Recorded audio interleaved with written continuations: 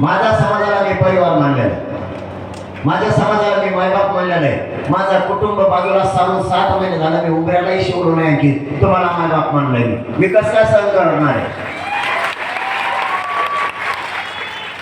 तुम्हाला 11वा डाव सांगतो त्याचा, तुम्हाला आता बोलता सांगितलं ध्यान राहिलं तुमच्या कसा जणांचं राहिलं का बाकीच्या गोष्टी ऐकायला आले का.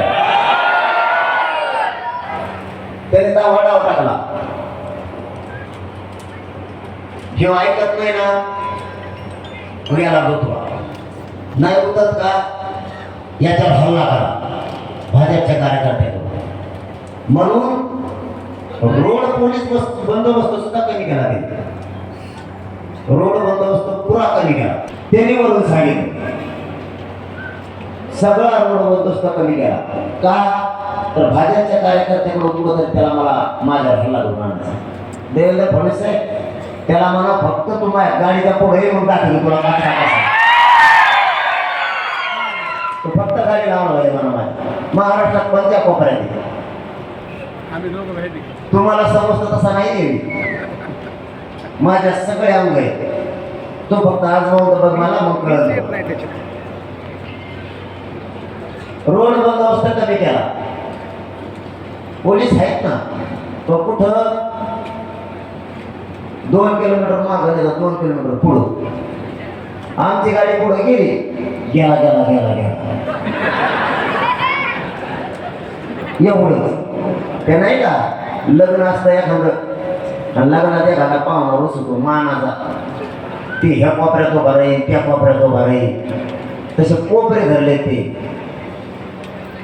इतक्या खालच्या दर्जाचा माणूस मी माझ्या जीवनात तरी असला ग्रहामध्ये कवाच नाही बघितला. सगळं भाजपचं वाटोळ तरी थांबले मला नाही राजकारणाचं देणं घेणं. मी एवढं बोलतोय ना देवेंद्र फडणवीसला 6 महिन्यात बोललेलं दाखवा 6 महिन्यात कारण कुणी त्याच्यावर नाराज आहे म्हणून मी नाही बोलत. एखादा भाजपवर नाराज आहे म्हणून बोलायचं मी नाही बोलत. एखादा राष्ट्रवादीवर काँग्रेस शिवसेनेवर नाराज आहे समाज म्हणून मी नाही बोलत. मी माझी जबाबदारी पार पाडतो, समाज आणि समाजाचा मुलगा म्हणून काम करतो. माझी जबाबदारी मी प्रामाणिक पार पाडतो. तुम्हाला राग आहे म्हणून मी नाही व्यक्त करतो. तुम्ही खंबीर आहे तुमचं निपटून घ्या पण मी मुद्दा म्हणून मागं लागत नाही कोणाचा. पण माझे काही नियम मराठा समाजाने मराठा आरक्षणाच्या विरोधात कोणाला गेली त्याला वाजविल्याशिवाय सोडीतच मग तो कोणाचाही असो त्याचे जातं फाट माल नाही मिळत. तो कोणाचाही असो तुम्ही 6 महिन्याचा आपला सगळा आंदोलनाचा इतिहास तपासा. जेव्हा आरक्षणाच्या विरोधात बोलला त्याला सोडल्या. देवेंद्र फडणवीस षड्यंत्र रचलं. नागपूरच्या हिवाळी अधिवेशनात ठरवलं विशेष अधिवेशन 15 तारखेला घ्यायचं आणि सगळ्या सोयऱ्यांची अंमलबजावणी करायची. यांनी कशाची अंमलबजावणी केली 10% आरक्षण म्हणजे अधिवेशन बोलवायचं सगळे सोयऱ्यांची अंमलबजावणी म्हणजे देवेंद्र फडणवीसने दुसरा डाव टाकला इथं. ही 12वा डाव आहे त्याचा. 10% आरक्षण द्या हे त्याने ठरवलं. मागासवर्ग आयोगाकडून अहवाल सुद्धा घेतला विधानसभेच्या पाठीवर मानला आणि मराठ्यांना 10% आरक्षण दिलं. आता मराठ्यांची त्या आरक्षणाची मागणीच नाही. मराठ्यांची मागणी आहे ओबीसी आरक्षण आणि तुम्ही तिला 10% टिकणारच नाही. तुम्हाला आता 14वा मुद्दा सांगतो. एका फटक्यात 2दा कार्यक्रम लावला देवेंद्र फडणवीसने मराठ्याचा. 10% आरक्षण दिलं ते मान्य न्यायालयानं सांगितलं की तुम्हाला या नोकर भरतीत त्याचा उपयोग करता येणार नाही म्हणजे मराठा इथं सांभाळ. दुसरं ईडब्ल्यूएस आरक्षण लागू होतं 26%ला तेही रद्द केले म्हणजे मराठ्यांच्या पोराला नोकर भरतीत ईडब्ल्यूएस मधून जाता येत नाही आणि 10%तून मिळेल. बघा नियत याची आणि आई बहीण दुसऱ्याला शिकवणार आणि आमच्या अर्थवाडी त्यावेळेस आई बहिणीच्या डोके फुटले, त्यावेळेस नाही याला आई बहीण दिसली. त्याच्या घरात ती आई बहीण आणि आमच्या घरात ती नाही. आताही आमच्या माता माऊलीच्या पोटात गोळ्या आहे, तिच्या गुडघ्यात गोळ्या आहे, तिला नाही शेतात जात आहे. 350-400 पोरांनी आत्महत्या केल्या. आई बहिणीच्या कंपाळाचा कुंकू पुसलाय आमच्या, त्याच्यात नाही त्याला आई बहीण दिसली. मी काय बोललो का नाही बोललो ते उपोषणा 17 दिवसात नाही कळालं, तरी मी आई बहिणीवर बोललो असलो तरी मी दिलगिरी व्यक्त केली. कारण मराठ्यांचं मन मोठं आहे, तुझ्यासारखा द्वेष आमच्यात भरलेला नाही आहे. मराठ्यांचा विषय तुझ्या द्वेष भरला. मी बोललो कोणाला, तुम्हाला 15वा मुद्दा सांगतोय. मी बोललो कोणाला, नेत्याला पक्षात. राग कोणाला, मराठ्याच्या आमदारावर मंत्र्याला. मला काही कळत नाही, मी कोणासाठी लढतो, मराठ्यांसाठी. त्याच्यात तुझी जात आली, तू बी आरक्षण घेणार आहे. मी कशासाठी म्हणलो, मराठ्यांना आरक्षण द्यावं म्हणून.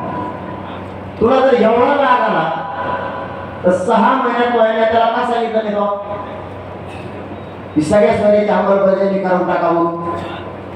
मी कशाला बोललो असतो पाहिजे त्याला. आणि तू काळापासून जातीला बाप मानायचं सोडून पक्षाला नेत्याला बाप मानायला लागला. आम्ही जातीला बाप म्हणतो, तो पक्षाला काळापासून बाप मानायला लागला. आणि तू जर पक्षाला बाप मानायला लागला, तुझा पक्ष आता तुला निवडून आणणार आहे का? मत मराठ्यांचे घ्यायचे, आमदार मंत्री व्हायचे आणि आमच्याच पोराच्या अन्नात विष घालायचं. म्हणजे आरक्षणाचा विषय जवळ आला त्यावेळेस जातीच्या पोरा पण बोलायचं, तू नेते पण बोलायला लागला. मग तो काय, आमच्या नेत्याला बोलला याला अटक करा मला, आणि तू मराठ्याचा. आज वेळ जाते पण बोलायची. आज मराठ्यांना आरक्षण मिळतं, यंदा आरक्षण द्या तर माझे राजकारण करायचं ते करा. कारण राजकारण हा माझा मार्ग नाही आणि माझ्या समाजाचा सुद्धा. आमचा सगळ्यांचा एकच उद्देश, आम्हाला आरक्षण द्या. तिकडे तुम्ही निवडून येणे, तिकडे उलटे पालटे पडा, आम्हाला काय देणं घेणं. तुम्हाला जे करायचं ते करा. माझा राजकारण मार्ग नाही, माझ्या गोरगरीब मराठीच्या पोरांना आरक्षण देऊन त्यांना मोठं करायचं एवढं स्वप्न घेऊन असतं. आम्हाला तुमच्या राजकारणाचं देणं घेणं. त्याच्यात ते दुसरे नाही बोललो तरी बळच मराठीच्या अंगावर घ्यायला लागले. आता तुम्ही जरा बारकाई लक्ष द्या, आता तुमच्यावर बारी. मी मुलगा म्हणून तुम्हाला दोष देणार आहे. तुम्ही यांना मोठं केलं कशासाठी? आज आमचे मुर्दे पडायची वेळ आली आणि समोर आपल्या लेकरांना औषध प्यायची वेळ आली, फाशी घ्यायची वेळ आली. तुम्ही यांना का मोठं केलं? यांना तुम्ही मोठमोठ्या पदावर बसवलं, याच्यासाठी बसवलं का की आमचे मुर्दे पाडावेत, आमचे लेकर अडचणीत यावे म्हणून बसवलं तुम्ही यांना? आता पुढच्या काळात तरी जो आपल्या लेकराच्या बाजूने त्याच्यासाठीच व्हा, दुसऱ्यासाठी होऊ नका नसता. हे आपल्याला बरबाद केल्याशिवाय सोडायचं नाही. मी बोललो नाही त्याला, राग आला यांना या डबड्या. ते एक जामनेरचं एक डबड ते गिरीश महाजन.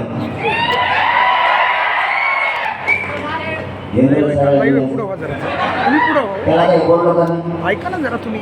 तरी मीडियात काय म्हणताय, जरा काय पाटलाचे आम्ही खूप लाड केले. काय लाड केले तो बाई? तो काय कॉफी पाहिजे मला तुला? तर तो पांगा कोण केला, मला धोका दिला नाही तुला? तुझा आमच्या हातावाडीला फुकटच्या हात येऊन गेला. 20 रुपयाची पाण्याची बाटली बी प्याला आमची. अरे आमच्यासाठी 20 रुपये महत्वाचे, आमच्या घामाचे, दुसऱ्या हवालीचे पैसे नाही आमचे. तो आमच्या ग्रामपंचायत मध्ये पोहे खाल्ल्याचा हातातला निघाली बांधली. ते जत्रातून अंगाला 15 रुपयाचा बेटा कामडला होता. इन करतो चेंडीवर कडीत तुम्हाला काय मध्ये लागत होते?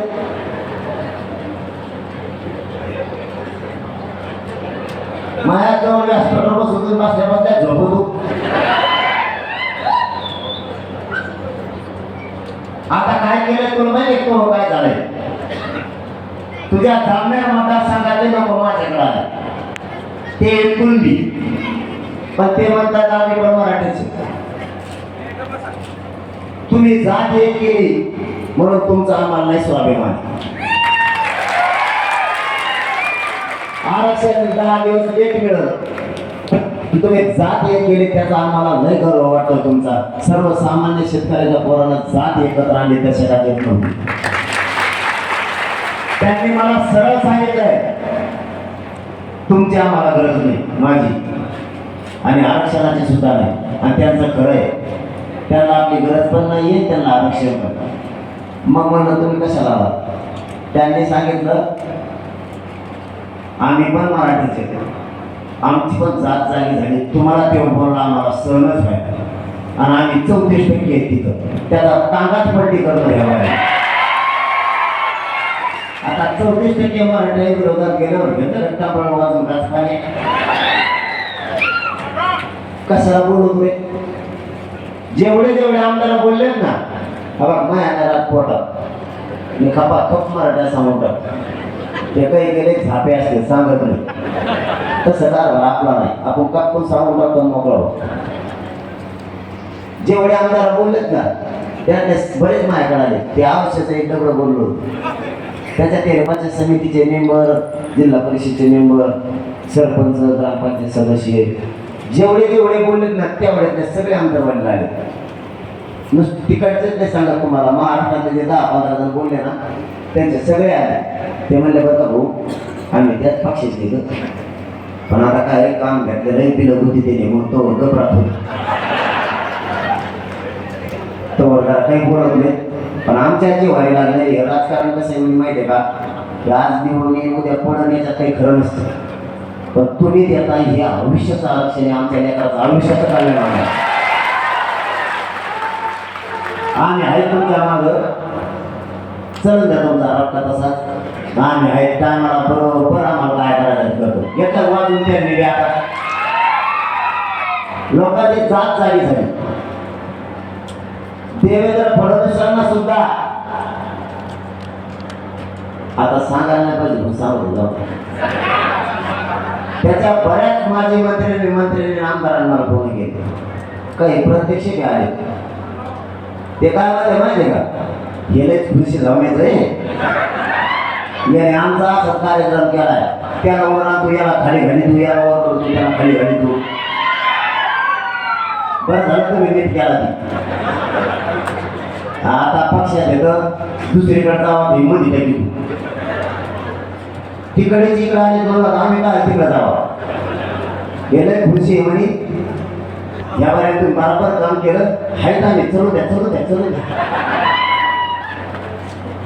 हे सत्य काय करत होती नदी लावायची आणि तेव्हा मला मध्ये टाका स्वप्न बघतो. मला मध्ये जर टाकलं ना, अशी महाराष्ट्रात भावनिक लाटे की यांचा राजकीय सगळा स्वतः साथ होऊन आणि मी भेटत नाही, मी मध्ये जायला भेटत नाही. मी जर भेट असतो ना दुसऱ्या राज्यात पळून गेलो असतो आता, कारण त्याने आम्हाला पण दिल्याला मला माहिती, खात्री लायक माहिती आहे माझं. आणि मला माहीत झाल्याशिवाय मी बोलत नाही, कारण मी एवढ्या मोठ्या समाजाचं मुलगा म्हणून काम करतो, आंदोलन चालवतो म्हणजे मला जबाबदारी बोलावं. मला पक्का माहिती आव्हान तयार झालं, कारण त्यांच्याच माणसाने मला सांगितलं नाही. ते होतं डायरेक्ट मला म्हणलाय मस्त ते होतंय होते, पण मला रावणच नाही. 1-2 शब्द माझ्या काळ जायला लागले म्हणून काय बैठकी झालं तुम्हाला सांगतो. आणि मग मी साखर बंगल्यावर निघालो त्या दिवशी. याने इतका डावाजला होता मला मध्ये टाकायचा, काटा काढण्याचा, माझा आमका तामका.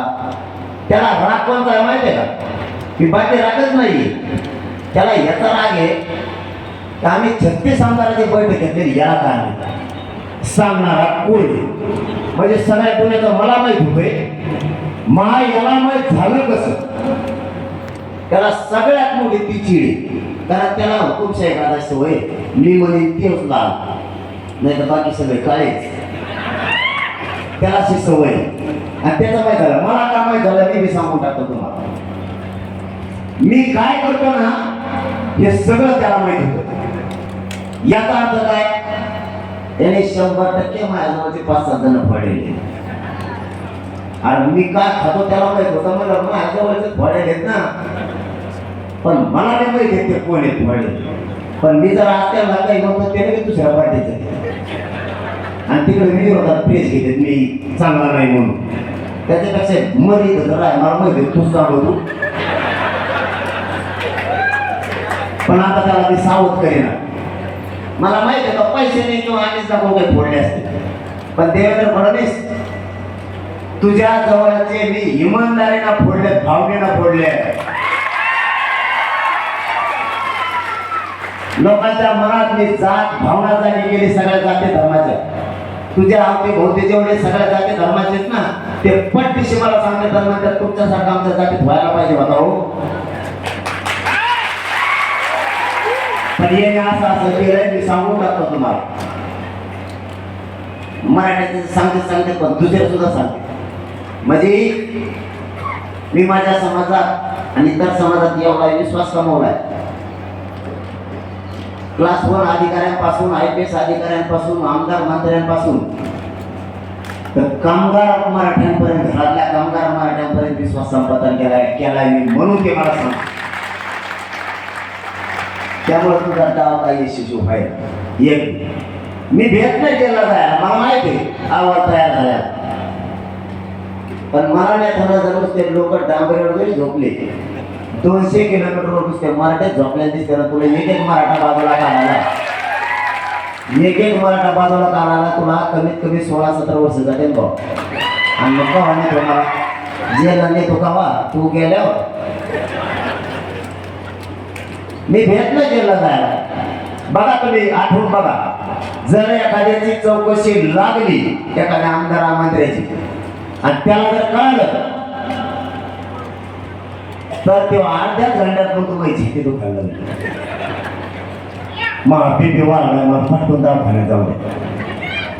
घाबरलं त्याला माहिती आहे दवाखान्यात नाही लागली चौकशी होत नाही. नेम आहे ना आधी जीव नंतर चौकशी. जीवच नाही राहिला चौकशीचं काय करायचं. त्यामुळे ते दवाखान्यात जातं त्याचा बीपी वाढवतो त्याचं पाठकडं मोडून फिरून टाकलं पाहिजे उलट पाठ दवाखान्यात पडतं. माझ्यासाठी SITची नियुक्ती झाली त्या दिवशी मी संभाजीनगरला हॉस्पिटल ऍडमिट उपोषण सोडून. मी ऍडमिटच्या नंतर 2 दिवसांनी गठीत केली. माझ्या एका हातात